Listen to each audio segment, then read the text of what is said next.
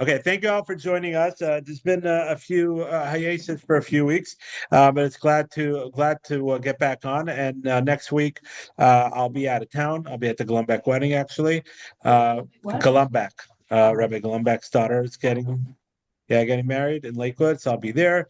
And over the summer, just stay tuned. Some weeks we will, some we don't, but we'll try to keep going through the summer because Torah doesn't take vacation, right? School might, other things might, but Torah never takes vacation. So we are up to Parsha Korach, page 820 in the Hebrew, page 821 in the English.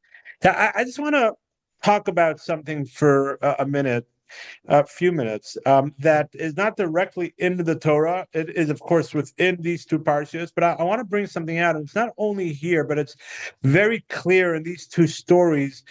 Something I think that's I had tremendous tremendous, what's the word translation for service? I had inspiration. I had the tremendous inspiration when I've seen this. I don't know, 1,000 times, probably more, I don't know, over my course of learning and going through the parshas every year, right? But I don't know, it just sort of struck me. I got this inspiration, and I want to share this inspiration with you. And then, if we have time, we'll go through a few other things in this week's parsha. So both of these stories start. Both of the parshas, last week's parsha, Parsha Shlach, and this week's parsha, Parsha Korach, both start off with a pretty upsetting story, right, in the Jewish history. Last week was the spies, right, and the whole episode of the spies, and Tisha B'Av comes out because of that, and we're in exile because of that. Moshe Rabbeinu wasn't, the Jewish people that generation couldn't go into Eretz Yisrael, and the whole episode. And we don't have to go back into that. We're all familiar, of course. There's a tremendous amount of lessons to learn. Unfortunately, we didn't have a parsha class. I think we had one last year, I think. But and that was last week's parsha. This week's parsha starts off with the story of Korah, another very sad episode. It's not as global. The effect of it is not as global as a story of the Meraglim, right? But Korah goes ahead and rebels against Moshe and against Hashem, and says that we're all holy and we all deserve to be Kohen Gadol. Right, and he brings along other people, and there's a whole rebellion that's going on. And how does it end? It ends with the miracle of the earth opening up its mouth. The tiftach its pia, the earth opened up its mouth and swallowed everybody alive. Right, it swallowed everybody alive. And then right after that, the Jewish people still complained, "Oh, you're killing the Jew." And so all the fires, all the people that thought that they could be Kohen Gadol on their pans, are trying to bring the ketores, the special sacrifice of incest and spices, right? The fire went out and killed them all, and then the Jewish people said, "Oh, look, you're killing the Jewish people," and there was another plague, and a lot of them died, right? Until Aaron went around with this special thing and walked around and revived and saved everybody that wasn't killed yet. And it's a whole episode of killing and this and that and this and dying, and it goes almost to halfway through the parsha. Right, it goes to um,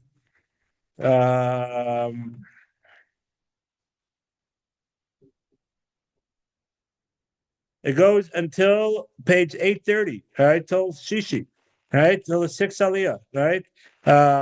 And page 828, the Jewish people complained, right? And then there's a plague, and then the final test was with taking every tribe had their own stick and put them in the Holy of Holies, and then Aaron's is the one that bloomed, right? A miracle, right? And finally, that sort of calmed everybody down, right? And that's sort of the end of the story. So half the parsha, Parsha Shlach, and half the parsha this week's parsha, are both stories that are sad episodes in the Jewish people, right? There's lessons to learn from him. One, just on a side point, it's not a side point because it's the beginning of this week's parsha, but there's a famous line, right? The famous line, why does the Torah, right? Why does the Torah go through, it's all through the Torah, but why does the Torah go through mention all these sad and bad things as Jewish people did in their infancy as a nation, right? If this is supposed to be like sort of our book, right? Talk about all the good things, right? And the laws, right? Look how they went through and they listened to Moshe at that time. And don't forget, they're in the desert for 40 years, and there's a few episodes, it's like 10 episodes where they're bad. I mean, that's a pretty good track record. I mean, they're very bad things, right? But overall, there was probably good times, right? There was good things that they did.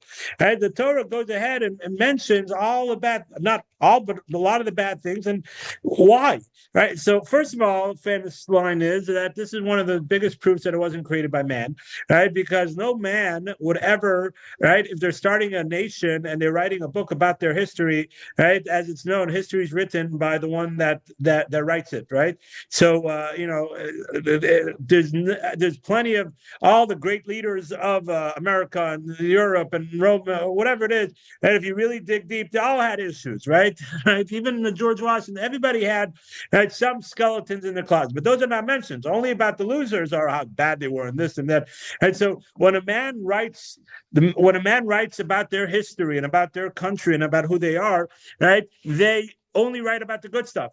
So it's one of the biggest proofs, not the biggest, but one of the proofs of human nature that it can't be that the Torah is written by man. But that's a different point, right? There's of course, a million different proofs, but just one proof, it's sort of human nature proof that if it was written by man, trust me, there'll be no negative things told about the Jewish people at that time. Definitely, Moshe would not write about how he hit the rock instead of not listening, made a mistake, arguing with God. Jewish people complaining, right? It would not have been in there. It would have been Yofi Tofi, right? The Jewish people in their infancy was the best nation in the world in Gemara. Right? That's a side point, a very important point, but that's a side point for a different topic about proving the Torah is written by God and the oral law and all that stuff, and that's a different topic. But the other the answer that a lot of the commentaries explain is because Hashem wants. Okay, so Hashem wrote it, but why did He write it? Right. So why did He write it? Why did He put a lot of these things in?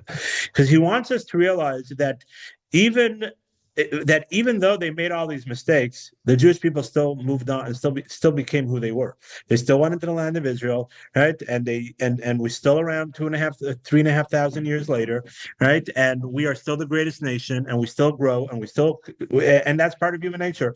Part of human nature is that we make mistakes.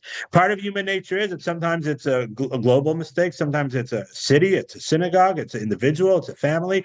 We make mistakes, but what do? We pick ourselves up and we move on, and we learn from our mistakes and we grow, right? And therefore, God intentionally wrote. He didn't want us now to say, well, okay, back then, look, they had Moshe and they had Aaron, and of course they were perfect, and they had the 10 plagues, and they had the splitting of the sea, and they had God revealed himself from Mount Sinai. So of course they're perfect, and they're able to keep the Torah and everything, and great, right? But we in America, that 2025, 2026, right? Really, God didn't really mean for us to keep the Torah. Look how many mistakes we make. Look how we just started learning about Judaism, where we've been learning for a whole life, but we keep on slipping, right? No, Hashem is telling us, even in their infancy, with Moshe, with Aaron, with this place, they still made mistakes. That's part of human nature, right? And that's one of a tremendous lesson to learn, right, from these stories and from the other stories when it speaks about the mistakes of the Jewish people, is that that's part of human nature, and we grow from our mistakes, right? And we move forward, and it should never deter us from saying that I can't take that next step forward. We've made mistakes. We have to grow through our mistakes and move forward. That's just a side point. That was not the point that I wanted to bring out, but as I was talking, right, I remember that point, and I thought it was an important point to bring out. The point I do want to bring out is, right. The point that I was starting all this, I did want to bring out all those once I thought about it as I'm talking, right? I do that a lot. I think a lot about while I'm talking. I think a lot, and it's sort of I say, oh, let's add that in, right? Okay. But the point that I did want to bring out is that after both of these episodes, let's turn back for a minute to Parsha Shlach. Um, uh, Turn to page 812. It's 810. Right. So after the story of the Meraglim, and after Shem said that they won't go in, right, and told them, and the last verse in chapter 14, right, and the Maleki came and they wiped out the people that wanted to go up, and the Jewish people turned around and they went back into the desert. Right after that, it says, when you come into the land, right? And then it tells us about some laws regarding the land of Eretz Yisrael, right? Laws are regarding if you bring a sacrifice and things like that. Certain laws that are applicable just to the land of Eretz Yisrael. Right after that, when you come into the land, and then the same thing over here. Right, if you turn back in Parsha Korach, after the story of Parsha Korach, on page 830, in the bottom of 830, chapter 18, it says, "Vaydaber Hashem el Moshe." Turn to page 832. "Vaydaber Hashem el Aaron, atu v'necho v'esavicha itcha." Right, She'us Avoyin Hamikdash will be responsible for the tabernacles, for the mikdash, for the sanctuary. Right. And it's your responsibility, and with your brothers, the tribe of Levi, right? And then after that, it goes into a little later. It speaks about the responsibility of that, and then after that, it speaks about the gifts for the Kahanim, the 24 gifts for the Kahanim. It goes and speaks about verse 10, then it starts speaking about the different gifts of the Kahanim, and basically it continues for that almost till the end of the parsha. It speaks about the Kahanim and the gifts for the Kahanim, right? And it speaks about other things also, but that's what it speaks about right afterward. So I was very inspired.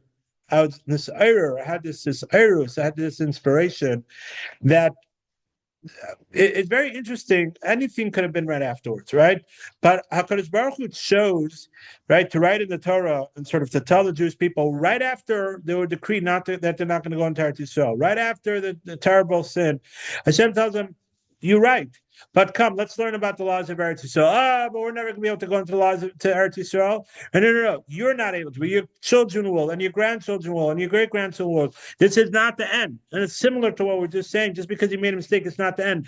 Come, right now is the time to learn and to give that inspiration. And the commentaries talk about this, right? To sort of give them chizuk, to give them that inspiration, give them that strength to say, you're right. It's not all over. So our generation can, but let's learn about Eretz Yisrael, right? Let's show our love again for Eretz Yisrael.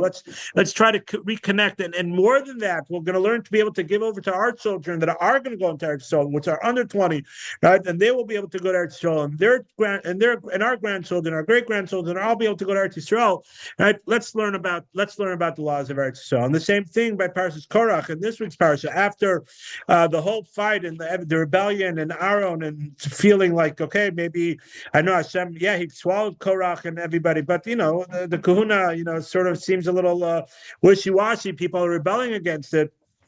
Not only that, it wasn't only for Aaron, but for everybody else. Wow, okay, the Kuna is sort of like it's a killer, right? It kills people if you argue about it. Hashem said, let's learn about the laws of Kahuna. Let's speak about the Matana Kahuna, the gifts that the Jewish people are obligated to give, the Kohen and the obligation of the Kohen and the Levium for the sanctuary. And let's go and learn about these things. That which had an error, had a rebellion against it, had a sort of a negative connotation because of what happened, both by the Meraglim with the going into Eretz Yisrael and being stuck here, and both with Korach against the Kohanim and about the whole Kahuna, right? We're going to go ahead and we're going to go ahead and learn about it. We're going to go ahead and bring inspiration about this. And there's a tremendous takeaway, right? Tremendous takeaway that this is how we have to, when we have a struggle, and we all have it. Certain, if we have a struggle, let's say either we had a bad interaction with someone that's more religious than us, or religious, or whatever, if it's learning or tzedakah or davening or Shabbos or whatever it is, right? If we had that, unfortunately, right? Don't look, forget it, like do whatever. No. no. You go ahead and you relearn. You go ahead and you strengthen yourself in that for yourself. Don't let that bad interaction affect your relationship with Hashem and with that mitzvah, right? Or even if it wasn't, or you yourself just feel disenchanted, or for a little while you haven't been going to shul, or for a little while you haven't been coming to class, for a little while you haven't been doing a certain thing, right? Keeping the Shabbos that you have been keeping, whatever level that is, right? Eating kosher to the level that you're holding, wherever one's holding. Everyone else is holding in different places. And for a little while, you've sort of been disenchanted. Don't let that disenchantment, right, control your life, right? No. Mechazik. Strengthen yourself and say, you know what? I'm going to go ahead and I'm going to learn about this. I'm going to go to a class. I'm going to go and go to shul this Shabbos. I need to strengthen myself. We go ahead and we don't allow the disenchantment. We don't allow the negativity to control us. Right? We go ahead and we grab it by the horns, and we're going to. On the contrary, we're going to go to the opposite way, because the only way to get out of a disenchantment, be it if it's a spiritual thing, right, or if it's just an emotional, psychological, physical, in the physical realm, right, both are the same thing, but especially, of course, in the spiritual world, but anything in life, right? Some people think, well, okay, I just have to avoid that, right? I just have to avoid that situation, and that's true, but it's still you're still in that disenchantment sort of feeling, right? You still, yeah, no. The only way to truly get out of it is that's what the Torah is telling us. On the contrary, to be proactive and do something that's completely opposite of whatever your disenchantment is, right? So if it's exercise, which is probably my hard thing, right? So go get a lawnmower that you're going to go and now we'll do a little more exercise, right? If it's davening, right? So take strength, but I'm not just okay. No. Go take on an extra davening for a little while. Go do something more in that field. If it's Shabbos, right? Okay, maybe I don't keep Shabbos all the time, or I'm struggling. I'm growing in my Shabbos, or whatever it is. Again, each one of us on our level. So you keep Shabbos, but whatever level you're on, for the next few weeks, I'm going to take it on even more. I might not be able to do that all the time, but to get myself out of that rut, to get myself out of that disenchantment, I'm going to go ahead and be proactive a little more, right, than I usually am in this situation. If it's kosher, right, I'm not going to go to a non-kosher restaurant for the next 3 weeks, right, for sure. If it sticks, great, whatever. But I need to get back into, if it's davening, I'm going to go. I've been going like once a week. This week, I'm going to go every day. I'm going to make sure to go every day. If it's Mincha Ma'ariv or just shot, whatever it is, I'm going to go. I'm going to do that more. It might not stick. It might not stick.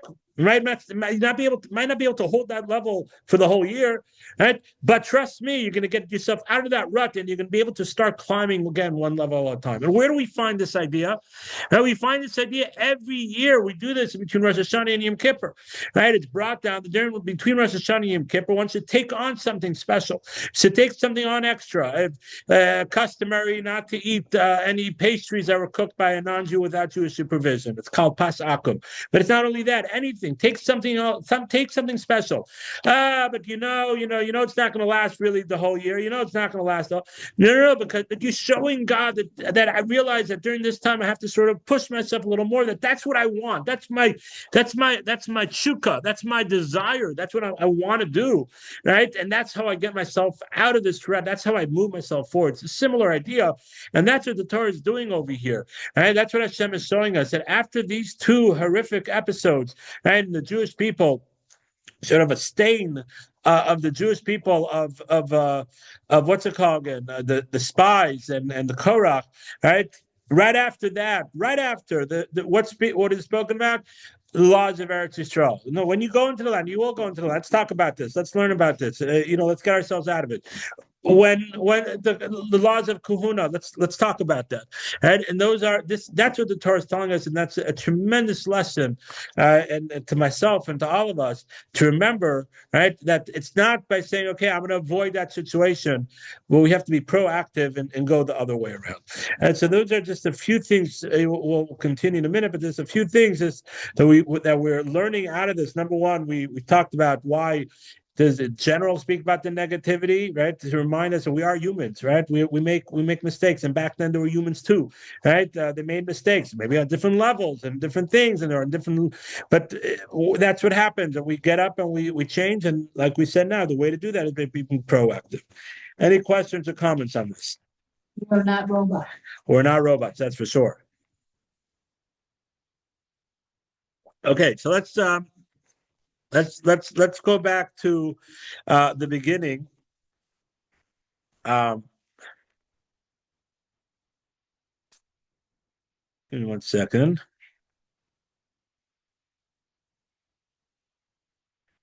Yeah, so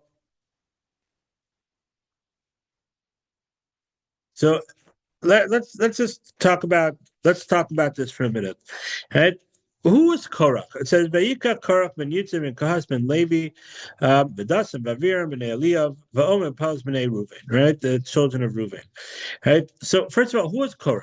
Korach was some kind of bum, right? Some kind of whatever rebellion. He got kicked out in class, and he this and that, and he's at the principal's office all the time, right? Like, oh, that's Korach, right? Look, he's a rebellious child, and now as an adult, he makes this big rebellion. No. Korach was one of the most righteous people. Korach was one of the four people that had the merit of carrying the Aron, right? The Aron, when it was being traveled from one place to another place, there was four Levites that had the privilege of carrying the Aron. Right? Korach was one of them. We're not talking about a rebellious child. We're talking about a very lofty person. So what happened?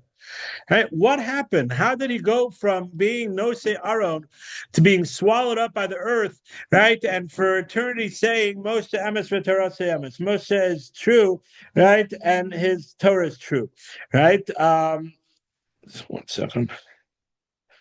Right? How did he get to this, right? What happened?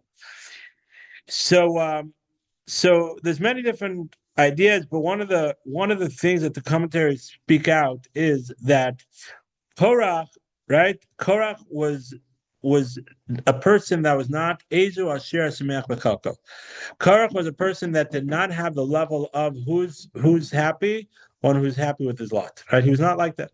Right? He always was looking for something more, even if it was he wanted to be the Kohen Gadol. Right? Look, right? Aaron, and what did he said? Right? Kula Eda Kulam Kadoshim. Everybody's holy, right? Everybody's holy, right? It was a holy thing, right? We're all holy. We're all great. Why are you taking the kahuna, right? What are you doing over here, right? And then he so he was basically basically wanting something that was not his, right? He was not happy. He should have been very happy. He was one of the four people that carried the Aron, very lofty, he got a good position, right? Very good position. No, but he wanted the kahuna, he wanted the Kohen Gadol, right? And this is something that even in spirituality, right, there is a concept of kinas sofer marbeh Torah, the jealousy of learning, right, adds in more Torah. That's when it's not for a position. That's meaning to say wanting to so it's a kinna, it's not a jealousy, but it's a yearning to see, look how much he learns, how much more could I learn? There is a concept of utilize. We see this in business also, right? Putting people against each other. Look how many sales he did and how many sales he did, and the competition. There is a thing to that, right? But that's for the not to be upset about someone else having it, right? Then you get into office wars, right? But it's more of, how could I learn from that individual? Right? Korach wanted Aaron's position, right? We all should get this, right? Why did Aaron get it? And it's not, oh, how do I have an opportunity to grow more? It's, why did Aaron get it and I should have got it, right? That's what it is. And this is the danger of what Pirkei Avos says, Ezu Asher Sameach L'Cholko, of not having that. Who's a wealthy person? Wealthy person is not Bill Gates, and a wealthy person is not Steve Jobs, and a wealthy person is not all these people, right? A wealthy person is a Sameach L'Cholko, one who's happy with his lot, not physical happiness, but it is a physical happiness, but not a it's not a wealth, a physical wealth. It is an emotional health. It's a health. It's a wealth of knowledge that what you have is all that you need, right? And this is a core value in Judaism, right? And this is where Korach went wrong. That so even though it was for something spiritual, once okay, it's good, but when it's for your own purpose, right? So then it's jealousy, and then that creates machlokas. And machlokas is the most dangerous thing, right? Disagree and machlokas, when you have a machlokas, an argument, right? Not for the sake of heaven, because his jealousy was not for the sake of heaven. His jealousy was for himself, and therefore the argument that came out of that was not for the sake of heaven; it was for himself, right? That creates a division amongst the Jewish people. That creates the earth there to swallow them up, and that creates true destruction, right? And the Talmud tells us that when there's peace in between a husband and wife, right, the Shekhinah Shribanim, the divine presence rests amongst them, right? But when there's a disagreement, the machlokas between a husband and wife, right, divine presence is not there. So a lot of the commentaries explain that it's a sort of reward and punishment, right? If they have shalom, if that peace, Hashem says, okay, I'll reward them and I'll be there. And if there's no peace, okay, there's no reason to reward them. I won't be in their marriage. But I heard once a beautiful idea. It's going back. I heard this when just probably were married for like 3 years probably. I don't know, something like that. It was, I remember this vividly. It was Friday in between Kabbalah Shabbos and Ma'ariv, right? And the reason why I remember is because usually between Kabbalah Shabbos and Ma'ariv, right, that they have a speaker, right? The shul that I davened in, they had a speaker, and usually I fell asleep, right? And I happened to be up that time, so that's why I remember it. Like it's vivid in my head. It was like an anomaly that I actually stayed up. It was a very engaging speaker, right? Believe it or not, even though I like to speak, I don't really enjoy listening to other people speak. And I know I'm being recorded over here, but I have a hard time listening to other people speak. But this was a very engaging speaker, and Friday, after a long week, right? But a very engaging speaker, and he said this unbelievable idea, and I'm glad that I stayed up because I've used this many times, and it's I still till today I remember it clear as the day he said the day I heard it from him. He's quoting it from someone else, he was quoting from someone else. I don't remember who, but he said like this: it's not a reward and punishment; it's a cause and effect. When there's peace in between husband and wife, how do you have shalom between husband and wife? How do you have peace in between a husband and wife? How do you have peace in between friends, people in the community? Is because they're not revolved around themselves. They're not jealous. They're not looking out what's for them, right? They're looking out for the other person, right? How could I help the other person, right? How could I do more for the other person? How could I make them happy? How could I? That's what shalom is. When you're revolved around yourself, right? So then it's for me, right? It's me. That's what I so why do I have to take out the garbage this time? What did you do today? Right? Whatever way that's okay. So the husband walks home, or the wife, these days it could go either way, right? Walks home, comes in at 5 o'clock, and where's supper? Where's supper? I've been home taking care of the kids, right? But you did, I did the laundry, and I did this, right? When you're revolved around yourself, right? You just think about what you're doing, right? And you're not thinking about the other person, and then there's that sort of that's a different kind of jealousy, but jealousy is when you're thinking just of yourself and why does that person have it? So here it's a little different. Machlokas is on the same family of jealousy where you're thinking about yourself and you're upset about the other person, why they're not doing for you and they're not thinking about you, and that creates machlokas. So therefore, the cause and effect like this: when there's shalom between each for each, when there's peace between a husband and wife, the divine presence rests amongst them because they're thinking about other people. They're not revolved around themselves. So they're opening up themselves up to someone else. They're inviting other people in. So the two of them have this bubble that's extending their personal space to the other person. So Hashem says, "Oh, look, there's room for me to come in, right? So let me come in." But when there's no shalom, when there's no peace between a husband and a wife, right? So then each one is revolved around themselves. Their personal place is locked up. They're not thinking about the other person. They're sort of exist around themselves. So Hashem says, "1 second, there's nowhere for me to come in here." Right? It's locked out. Right? They're not even letting each other in. There's no space for me. So God's presence is not there. It's not a reward. It is, but it's not a reward. It's a cause and effect. Right? It's a cause and effect to show it just shows the power of what it really means to say machlokas, right? Disagreement in shalom, and it brought the Talmud brings it up by the divine presence can't be there because you just revolved around yourself, and that's why the machlokas Korach.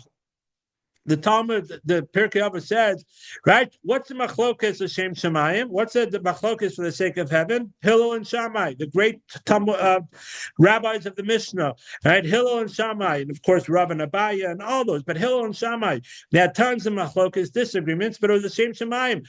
Hillel. In the study hall of Hillel, before they taught their own opinion, they would first teach Shammai's opinion.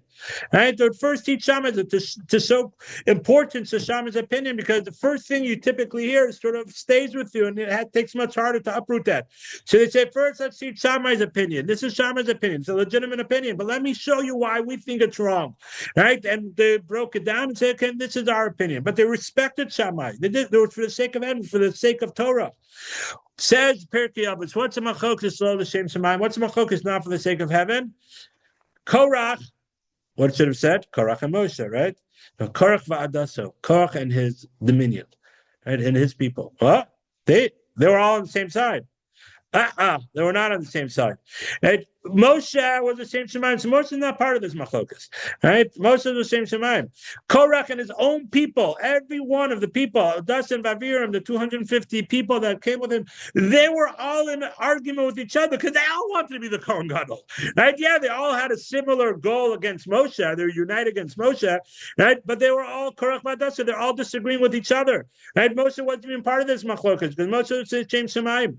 And that's the one, again, the same idea, right? The same idea that's a machlokas being revolved around yourself, and that's comes from a concept of jealousy. When you don't refine these, when we don't work on these ideas, and it could come to a tremendous machlokas. If we're just revolved around what I want and what's important for me, and then if I don't get it, so then I get upset, and crazy things happen. People have killed other people because they're jealous of them. They got divorced. They hit people. They stopped talking to people.